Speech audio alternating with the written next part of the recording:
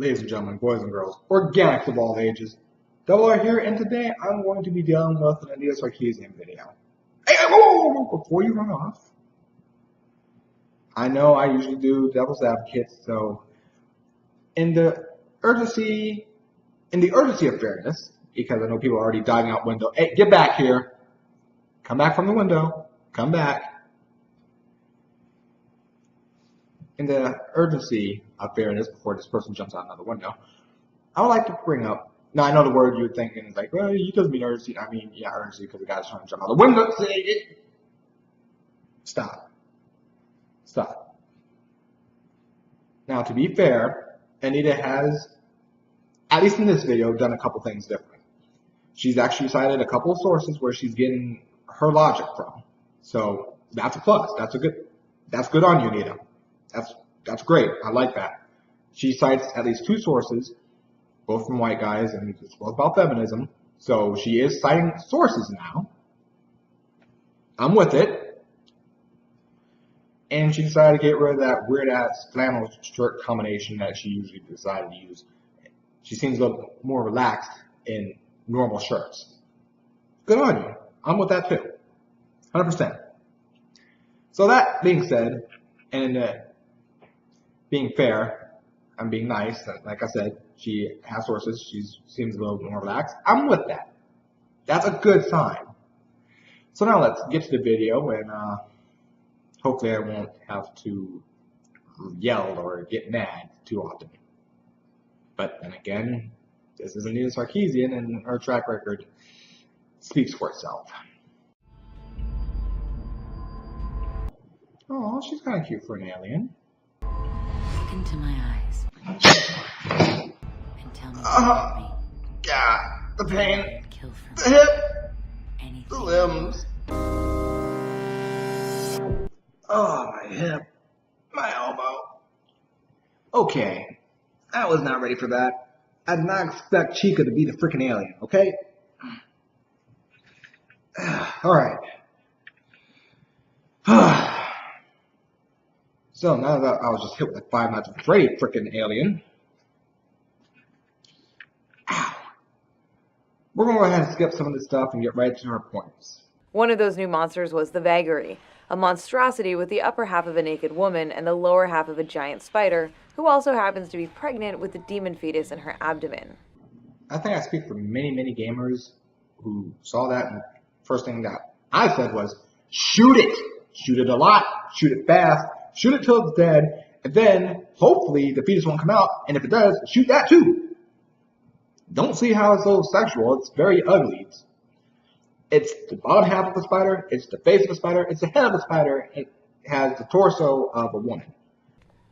It's no mistake that the vagary blends female sexuality and fertility with elements designed to be unsettling or horrifying. So this is what's good, Anita? That's what we're going to go with?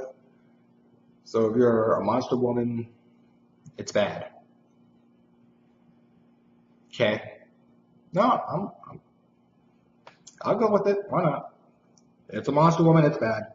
Because women can't be monsters in any way, shape, or form because it's bad.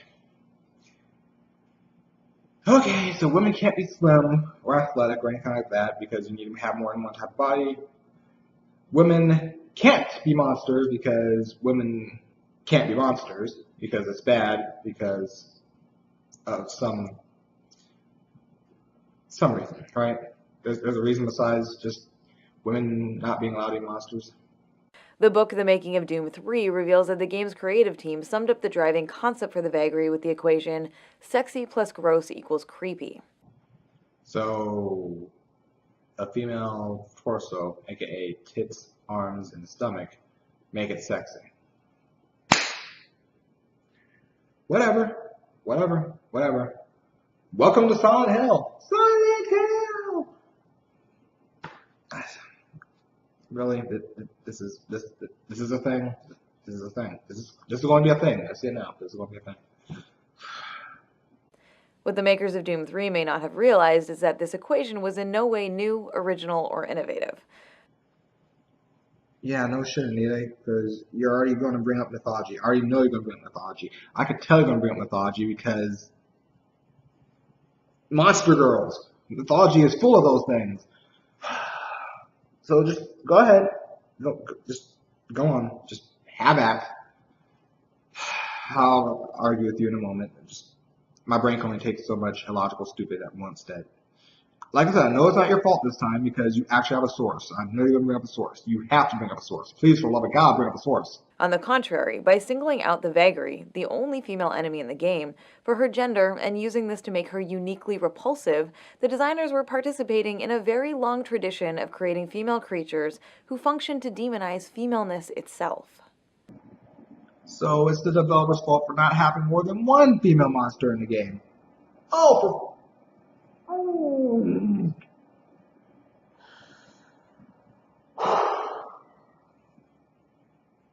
Okay. What type of bullshit are you going to pull off on this one? To understand how such characters function, we actually need to venture back a few millennia, to time when myth and folklore were part of how people interpreted and made sense of the world. Myth and folklore. Myth and folklore. Myth and folklore?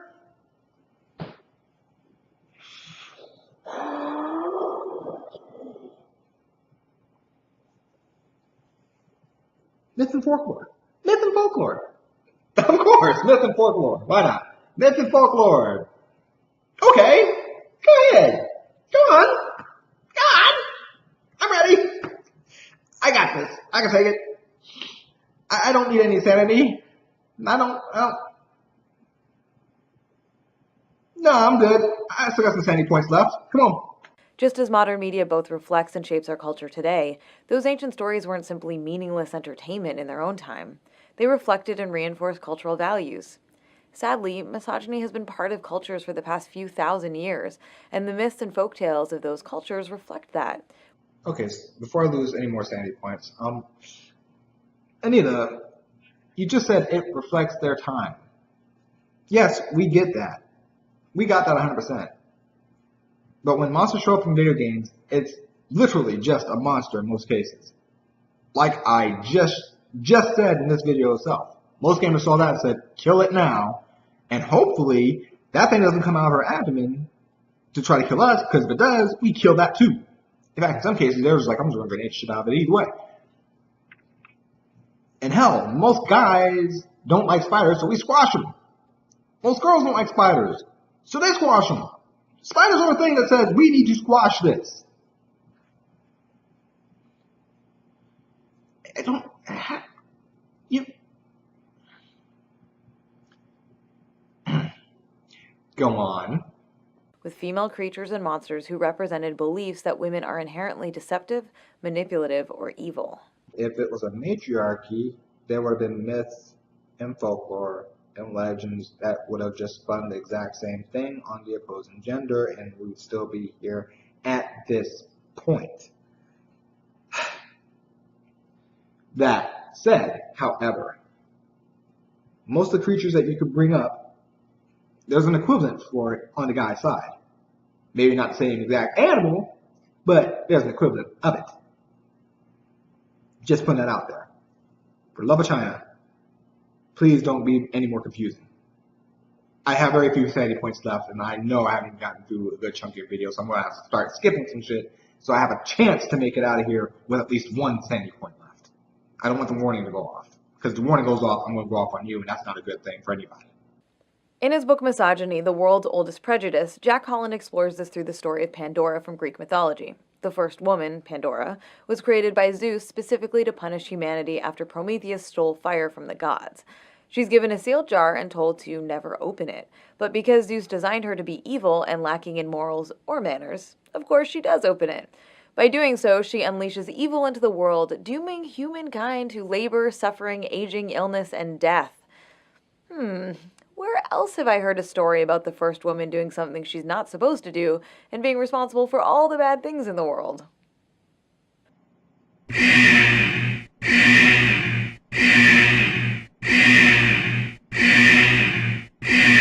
Okay, lady, first things first. We're going to go ahead and deal with this Pandora and Prometheus bullshit right here, right now. Want to know why Prometheus was punished? He stole shit. He did a crime, the gods reacted. Boom. Cause, effect. Simple as that, right? he did a crime, he stole shit from Zeus. Zeus said, fuck this noise, and apparently created Pandora just for the sole purpose of smacking around Prometheus with a box that she opens. What the fuck? No, that doesn't make any goddamn sense. Not a damn sense at all. She was given the thing, she was given the box and said, don't open it. She goes, okay, fine, fuck you, I open it anyway. And then there's a red hope at the bottom of it, but of course everything else comes out. So yeah, without her there is no hope. Good going, Anita. You might want to read fully into that before you just assume that that white guy made some sense out of there. Next, about the Bible when it comes to Adam and Eve. Adam, first guy made. God said, you might need a companion. So he took out bread and made Eve. There's Eve. Well, she's going to be the, quote, antithesis of Adam, per se. So he's going to be sitting here like a bump on the log just listening to the directions directly. Eve is going to go out there and wander some shit. Going to be curious. Going to be like, what the hell is this tree? What the hell is that bush? What the hell is that rock? What the hell is that dirt? What the hell is this snake talking to me for? Wait, snakes talk? I don't know. Fuck it. Snake's talking. I'm with it. I'm down. Don't tell me anything. Snake says, here, have an apple. She goes, okay, fine. Not a bad apple. Adam shows up. What are you doing? I'm eating an apple. Here, you have it. Okay. Cool. God says, what are you guys doing at the tree? And Eve goes, snake. Snake said, apple. Snake, apple. Then she looks at Adam. I got nothing. And Adam goes, we were doing nothing, sir. Please ignore what I have in my hand. Ignore this. Ignore this. Ignore me doing this. Ignore me doing this. Ignore this. Ignore. You're doing nothing. Yeah. Ignore me doing this. Okay. Get the fuck out. Huh? Why? You're lying to me. In my theoretical face. You're lying to me. Get out. Get out. You take her and get out. I'll do the snake later. Y'all, get out. You want to lie to me? Get out. So in most cases, it's the guy that triggered the event that got guys punished. It's the guy that triggered the event that got mankind doomed. It is the guy that set up that punishment. The executioner of said punishment happened to be the women. How is that hard to understand? Or did y'all just not read these books and just assume the first few words of a sentence is what it is? I'm going to assume the latter because clearly, if y'all actually read and put context together, you would have came up to something a little bit more detailed than I did. But of course you didn't. Why am I not surprised? And got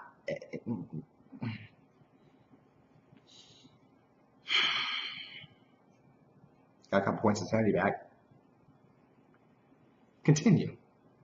Commenting on what the tale of Pandora and others like it actually tell us about ancient Greece, Holland writes, as well as burdening Pandora with responsibility for the moral lot of man, the Greeks created a vision of woman as the other, the antithesis to the male thesis, who needed boundaries to contain her.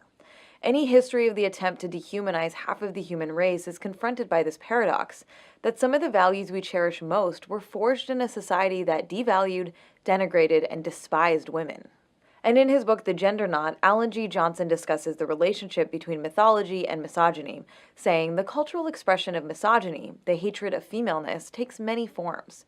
It's found in ancient and modern beliefs that women are inherently evil and a primary cause of human misery, products of what the Greek philosopher and mathematician Pythagoras called the evil principle which created chaos, darkness, and woman. So there's a little mathematical fun fact for you. The guy who came up with the theorem you learned in geometry class wasn't just a brilliant mathematician, he was also a total misogynist. So that's how feminism sees things. If they're misogynist, all their work is null and void. Good to know. It's actually making sense what Kool-Aid y'all are swallowing. Right. So y'all have women come up with the exact same theories and whatnot, but because they're not misogynist, that will hold as true to form. Is that what I'm getting out of this? Is that what I'm translating? Okay. And it's not a mathematical fun fact. It's a fun fact about a mathematician. There's a small difference there. Just a little bit of one. But that's me splitting hairs, and I'd rather keep the few sanity points I have back from you going cuckoo for Cocoa Puffs on the fucking mythology and bibliography and all that bullshit.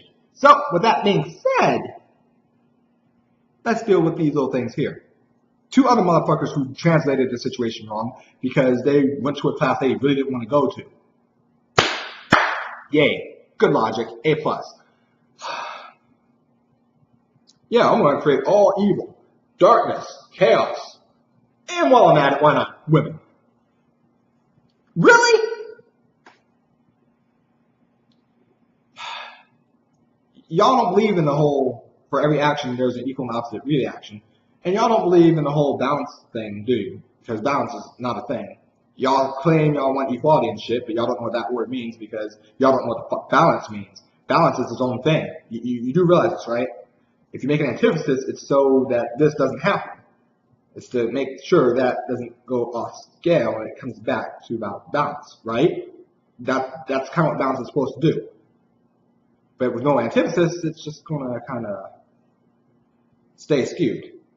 So getting an antithesis, getting a counter item, a counter thing, counter anything to counter the thesis brings it back. That's kind of like the whole psychology thing about the ego, the superego, and the yin.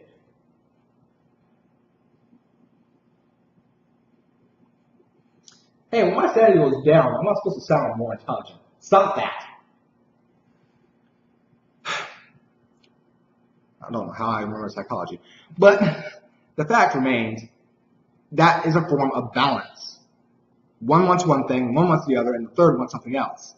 And they have to keep each other in check. It's theoretically like the government. You got Congress, you got Congress, yeah, right. You got the House, and then you got, of course, the president. And they keep each other in check. That's what's supposed to happen. Balance. Balance is a thing. Balance is a fucking thing. Why don't y'all know that? No, because women was made to be the antithesis. There is no balance. It's just a fuck you to women. Man, y'all have some skewed visions on shit. Majorly skewed. You might need to get off the juice and actually think logically, think linear, think on some other plane. I think outside the box and I'm seeing this shit. I thought in a box and I saw this shit. How could y'all fuck it up? Other examples of the grotesquely female include Diablo III Sedea, the Maiden of Lust who spouts dialogue in a sensual, seductive tone while also taking the form of a giant spider woman. The Maiden of Lust,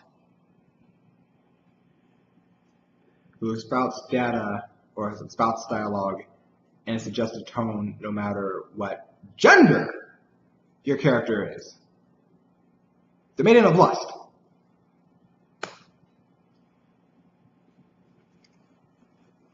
I can't facepalm enough for that. The Maiden of Lust. I can't facepalm hard enough for that. I don't want a concussion. I don't want to lose any more sanity points. I refuse to let those drop anymore. I refuse to let that drop. You straight up said Maiden of Lust. How's she supposed to talk? Like this?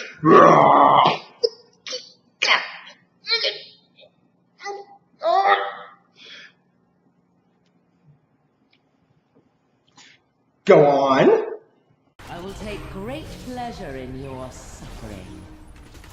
Clotho, the third sister of Fate and God of War 2, has naked breasts all over her body in a way that's clearly meant to be repulsive. While in Dante's Inferno, Cleopatra's nipples release demon babies who attack the player. And, well, I don't think the footage of the boss Kaylee from Bloodforge needs any explanation. All 3 of them bitches were ugly. All 3 of them had issues. All 3 of them had problems. And one was summoning more fucking shit. How are you supposed to kill somebody who just keeps summoning shit on you?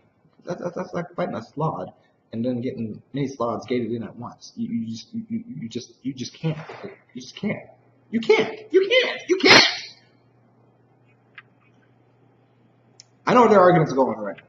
It's because of their boobs, right? Because the boobs are out.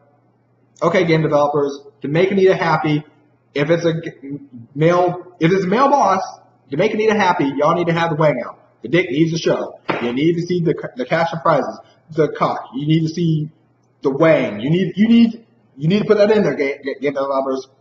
It's to be equal and fair. let the wang show. Swing that shit. Because apparently free the nipple being its own thing, that doesn't count. That does not apply here. I know, she's going to come back and say, no, it's about the fact that femininity is looked on as bad. They're fucking monsters, yo. That's like saying a dick is bad because a centaur has one. Seriously. Come on. I want to meet the game players that she's dealing with that go, oh, look at those titties. Ew, monsters are coming out of it. No, to me it's just more monsters. Can I beat the crap out of the nipple and stop the monsters from showing up? No. Fuck it. Now I'm going to be over here fighting the crap out of Cleopatra then. What is with you people? The problem is exacerbated by the fact that when we do see representations of women with different body types, they're often presented as a joke, as in Fat Princess. Or they're pathologized and presented as a twisted transgression of the established feminine ideal, as in the case of the evil lesbian psychopath Joe Slade in Dead Rising. Let's see just how shameless you are, you dirty little skank! Say hello to my little friend! No, not again! Oh, sorry, that's on her video about slender women. You know, any other body type is looked on as a joke. Except for here, where it's all that's focused on.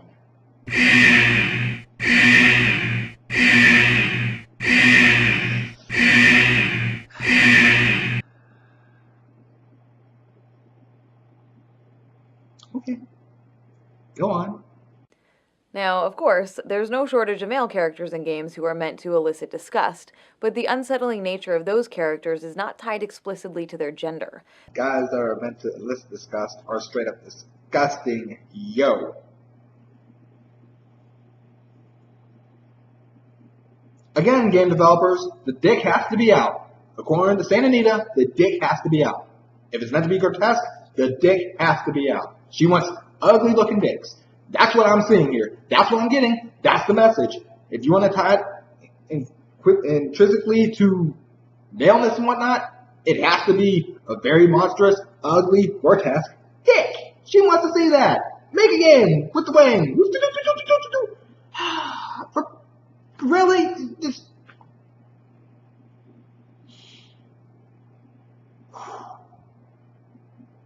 Go on.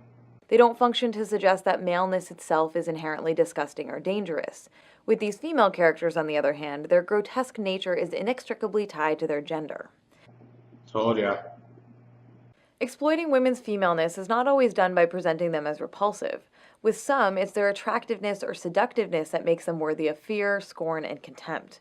So wait, if it's a monster, it's considered grotesque. But if it's pleasing in any way, shape, or form, then it's also bad. What?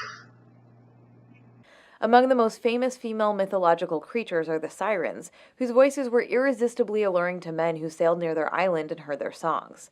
And I'm gonna let you finish. But first things first, are you really saying that sirens, with their ability to sing, that's intrinsically female? Their ability to singing is intrinsically female? Singing? Because no bard ever existed, ever? No male bard ever existed? Okay, we're good. We're good here. No, we're good. Singing, intrinsically female. From Anita. Gotcha. A+. Gold star. Good going. Next. No, sorry, not next. I'm gonna let you finish. You go ahead and finish. You go ahead, girl. But the music of the sirens was as dangerous as it was captivating, and the sailors who were seduced by the sound soon found themselves shipwrecked and stranded. Some interpretations characterize the sirens as cannibals who murdered the shipwrecked men and feasted on their flesh. So remember, singing, female, intrinsically female, because no guys have ever sung ever. Just remember that. Keep that in mind, because that's what's being pushed here. Great logic. A+. Gotcha. And there are endless other mythological creatures created explicitly to demonize women, such as the succubus, a female demon who sexually lures and seduces men. An incubus, a male demon who lures and sexually draws in women. Next. The harpy, a screeching bird creature with the face of a woman. The lizard man, ogre, goblin, orc. Do I really need one with that one? Come on. And of course, the classic witch, a dangerous myth that resulted in the deaths of tens of thousands of real women across Europe and the American colonies in the 16th and 17th centuries. And a warlock, which I of course had movies where you could stick a nail in the fucking dirt and stab them with that. Or what they're supposed to represent, like the male witch, they're supposed to represent the male version of a witch, which is a warlock. Warlocks are very bad, they're evil things that they're always known to be evil. There's no Wiccan warlock. No. Wiccan witches, that's a thing. Wiccan warlocks are not a thing. They're not. Some guys will be like, oh yeah, there are. No, they're not. No, they're not. Warlocks are fucking warlocks, mate. There's a difference. That's why it's Wiccan witches and Wiccan witches. Even the guys call themselves witches 9 out of 10 times. Because warlocks are evil. Warlocks are a thing. I guess it's a little bit higher on the witch priority, huh? In fact, if a warlock was smart, he would have people go after the witches. He would do the whole Jedi mind trick to get them after the witches, so he wouldn't get himself killed. You see how that works? It's called being wise in your situation. You know, self-defense, self-preservation. That's a thing. These archaic, villainizing notions about femaleness are anything but ancient history. Their contemporary counterparts still show up in many games today, communicating the same regressive ideas about women's sexuality. Well, good thing they only show up in video games.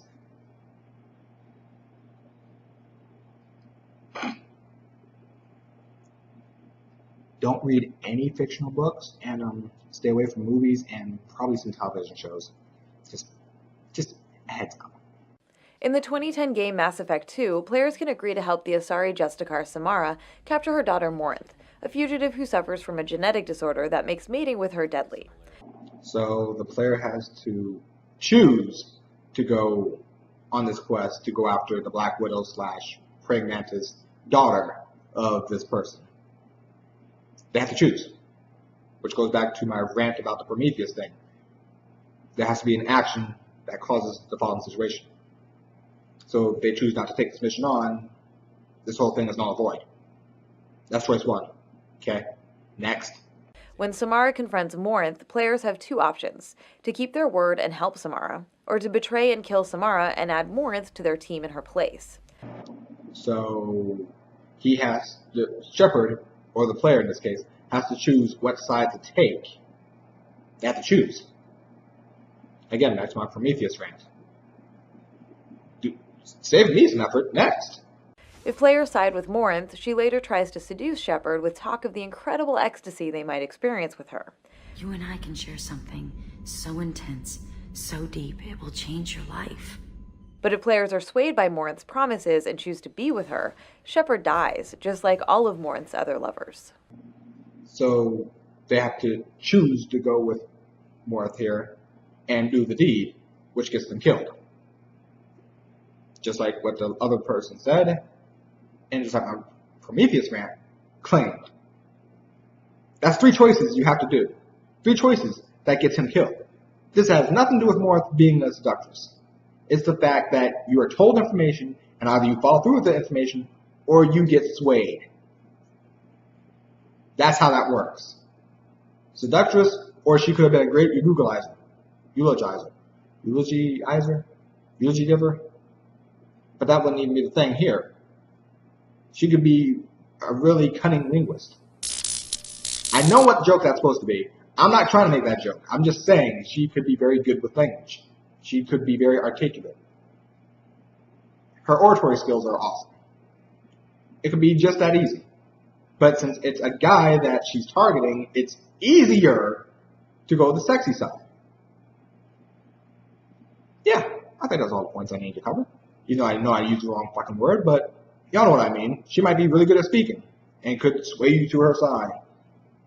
But instead of that, she kind of used that, plus the fact that she knows that you're a guy, and oh look, You're trying to Captain James D. Kirk all these women? Alright! Easy for me to make my points. While grotesquely female characters are designed to make femaleness repugnant by blending sexuality and repulsiveness, temptresses like Morinth make femaleness threatening because of their sexuality and attractiveness. So, sexuality in any way, shape, or form is bad. That's what I'm getting out of this. That's what she's saying, so let's just hurry along. Game developers need to continue actively working towards creating the same range and diversity of female body representations that we see among male characters. When female characters' bodies are liberated from the need to uphold narrow, limiting cultural beauty standards, the resulting range of representations can not only make games themselves more interesting, it can encourage us to see all women as the desirable, valuable, autonomous, fully human individuals that we are. Actress or grotesquely female, then fuck 'em. It doesn't count at all. Thanks, Slender Woman Video.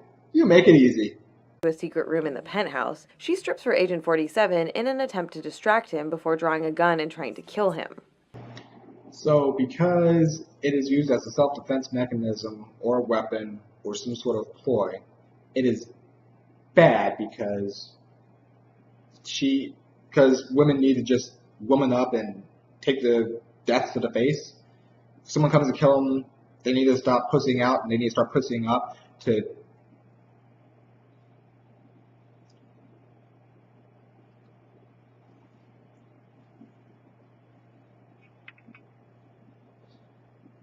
I'm gonna go with the first part of my statement. They need to stop pushing out and just start womaning up. Is that what we're getting? Don't do anything that could prolong your life in any way, shape, or form. Just take the bullet to the face and get it over with. Is that what we're doing? Is that the thing? I think that's the thing you're trying to push, because apparently it's a bad thing that anyone tries to do anything for their defense, right? Because not getting themselves killed. Who wants that? Who wants to stay alive? The problem with these representations is not that they depict female characters who are sexual, it's the way that sexuality is presented, as a threat or a weapon rather than as something to be enjoyed by these women and those they choose to consensually share it with. And here we are with context. You just pretty much said one example I brought up for specifics, because this is like the whole summary of the other two. The other one being the Ninja Gaiden boss, and then there's the one before that. Okay, let's break it down. Ninja Gaiden boss. She's a fucking boss. She's a demon lord who's guarding a gate. Ryu shows up and she's like, what the fuck are you doing here? Fine, we'll fight. In the example I put up here, to make it easy, with Layla, or whatever her name is, I guess it's Layla, she uses her sexuality so she doesn't get shot in the face. It's a bad thing because she's using it as a defense mechanism. I'm sorry. Agent 47 wasn't there to screw her. She wasn't sitting there going, gee, I wish Agent 47 was here so we can have ourselves a fun date. No! He's there to kill her. She knows he's there to kill her. So she's going to try to distract him so she can go ahead and kill him. Why would I have to explain this to you? This should be basics. Context is a thing. You're removing the entire context to push a narrative that makes no damn sense. Your narrative has no hold because of the situations at hand. You've missed the entire context of those situations entirely.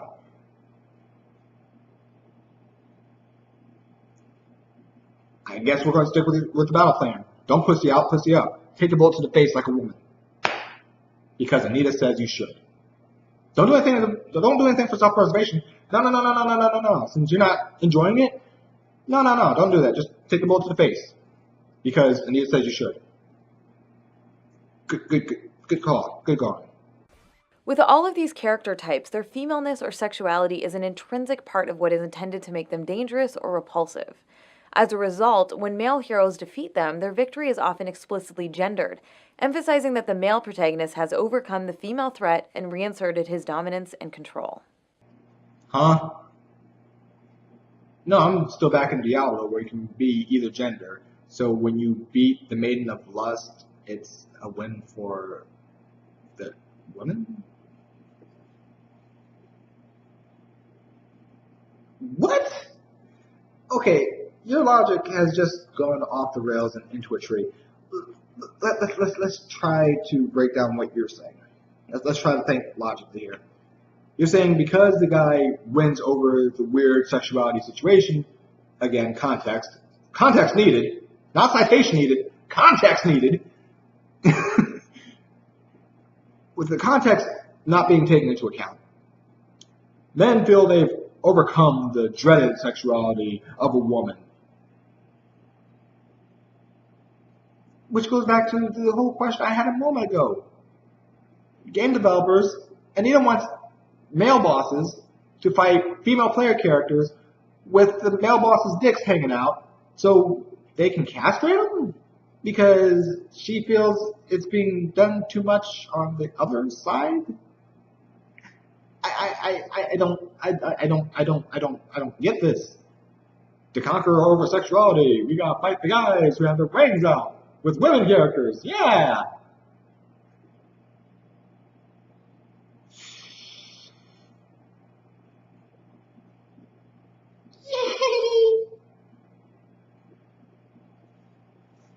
What is wrong with you, lady? Again, context needed. All the context. You decided just... No context for you.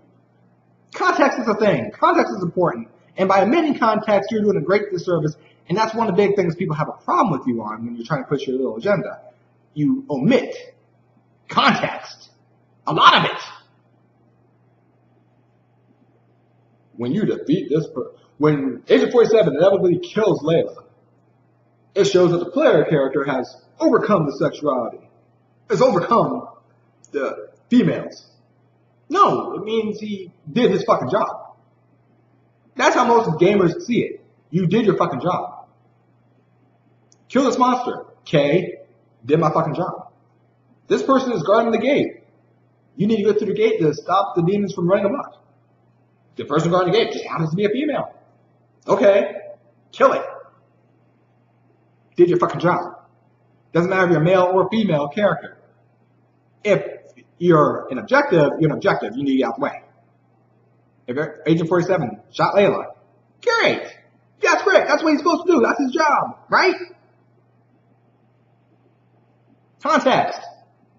Context.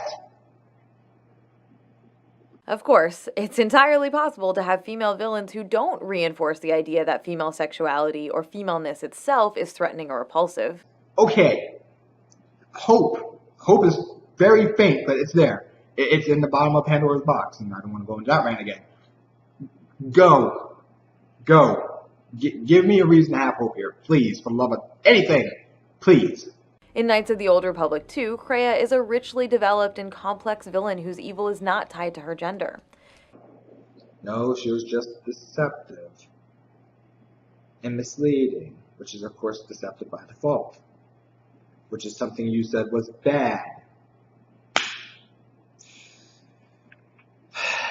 Go on. In the Portal games, the malicious AI GLaDOS' obsession with taunting and killing the protagonist is presented in a smart, engaging way that doesn't reinforce misogynistic ideas about women as a whole. So, a machine. HAL 9000 that bitch. That's what's going on. Got it. Okay, HAL 9000 it is. So be a machine or be deceptive as fuck. Just don't try to be sexual. Okay, I'm getting the groundwork here. The Enrichment Center once again reminds you that Android Hell is a real place where you will be sent at the first sign of defiance. And no list of cool female villains from games is complete without the dashing criminal mastermind Carmen Sandiego. Actually, I have no complaint about Carmen Sandiego. Good choice. Good choice. I'm with you on that one. 100%. A+. For real. A+. Gold star. You get a gold star, Anita. Good call. When games today uncritically employ such representations, they aren't tapping into some intrinsic truth of human existence. They're doing what stories involving such characters have always done, perpetuating false notions that women are inherently misleading and manipulative, and that female sexuality is something to be shamed, feared, and controlled. Those ideas were harmful 2,800 years ago, and they're still harmful today. So that's the end of the video. Yay! End of the video. Anita, you're doing better. Citing sources, changing outfits, not wearing the same weird flannel thing. Good for you. But remember context. Context is very important, especially in terms of games. You can't blame one thing without blaming the other. The Mass Effect example is a big one. She was using her sexuality to convince Shepard so she can enjoy her sexuality. But you're just saying it's just being a temptress. No, she wants to enjoy her sexuality. And she's trying to get Shepard to be convinced that it's a good thing. But at the same time, you're blaming Lila for dealing with Agent 47 by using her sexuality more as a defensive mechanism because she's not enjoying herself. You can't condemn them both like that. One or the other. You literally have both sides of the spectrum of enjoyment of their sexuality that you condemned. You can't do that. Use the context. Understand that most games, the context isn't exactly something where a guy comes home and his wife comes home and they're happy to be together and it's a screw fest. It's not that simple. In games, it's usually a simple thing of battle, conflict, trying to murder each other. There's a difference. You're not exactly going to enjoy the weighing of someone who's literally trying to kill you. This isn't Mr. and Mrs. Smith. That's all I'm saying. Not all women have that kind of gung-ho, put a gun to my head and let's do it. They're not, no, they, like you said, consensual. Some women are very much into the consensual thing and they want to enjoy themselves. Again, that's what somebody did in Mass Effect. She was trying to convince Shepard to make it consensual. She didn't jump him or ride him forcefully. Neither did he. He didn't jump her and just have his way with her. No. She was trying to convince him to make it consensual. Then when she convinces him, he's being consensual.